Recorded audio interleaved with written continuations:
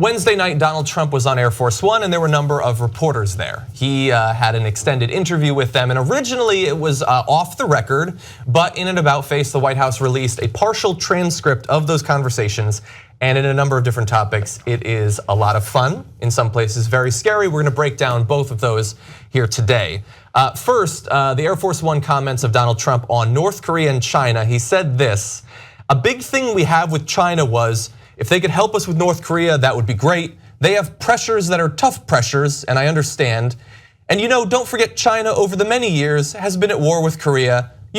Wars with Korea. It's not like, oh gee, you just do whatever we say. They've had numerous wars with Korea." And I had not known any of this. They have an 8,000-year culture. So when they see 1776, to them, that's like a modern building. The White House was essentially built in 1799. To us, that's really old. To them, that's like a super modern building, right?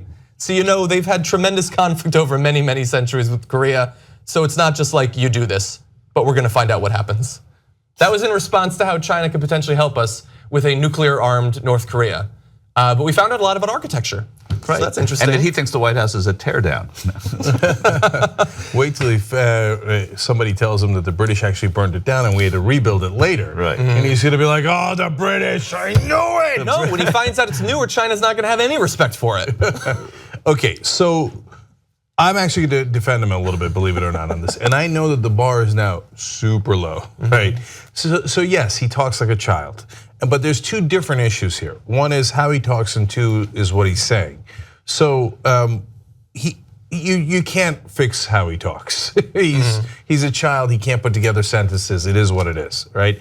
And yeah, we can have fun with that, and it's hard not to, right? But the question is, does he know what he's doing? I think that's a much more important point, and that's point number two.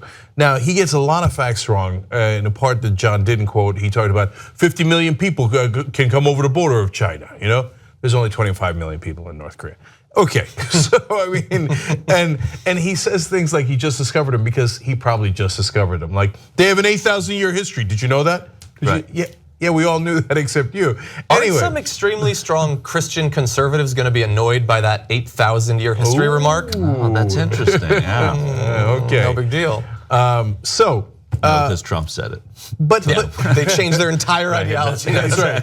Did we say 6,000? Wait, okay. 8,000 years old is how old the Earth is. Started with the Chinese. Anyway, but in the substance of it, he's talking about the issue that China would have with people crossing the border. That is true. That's very real, right? And he's talking about how they've had a long history with North Korea, South Korea, he calls it Korea, whatever that means, right? But it's true, and they've of course had conflict back and forth, and it's complicated. To us, we all already knew North Korea was incredibly complicated. I'm glad that Trump is onto it now. Yeah. And then he realizes that trade is the lever that you have with China, and that you have to balance out trade with how tough you want China to be with North Korea. And again, he just figured it out. It turns out you can't just tell China to do something. Yeah. You have to somehow get them there diplomatically, etc. They're just not gonna listen to you.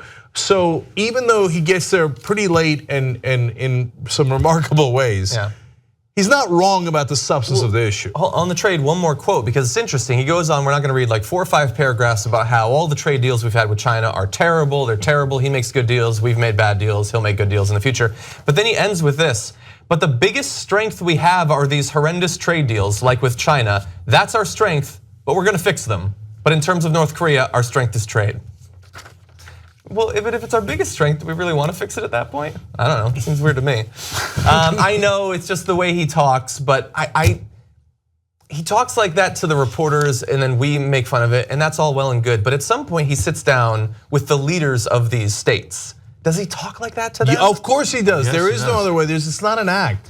And sort of proof of that is that he didn't even know that this was off the record. The reporters thought that this entire press conference on Air Force One was off the record during that time.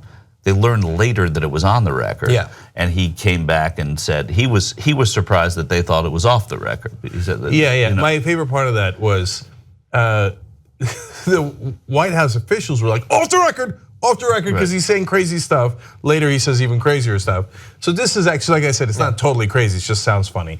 Let's get into crazy then. Okay, hold on. and then so Trump goes back to his guys and he's like, all right, where's all the press stories about what I said? Because I thought it was pretty good. They're like, you thought that was pretty good? We had that off the record. He's like, no, what are you talking about? I want to see that in the press. So they go back to the press. Well, they're he's like, about to. oh, Jesus, apparently that was on the record. Okay, go ahead and print it. Yeah, but it just speaks to the way, this is how he speaks to everybody, right? I mean, off on the record, he doesn't even know, and he speaks in a certain way all the time. Help us build independent media together. Come join us, tytnetwork.com/join.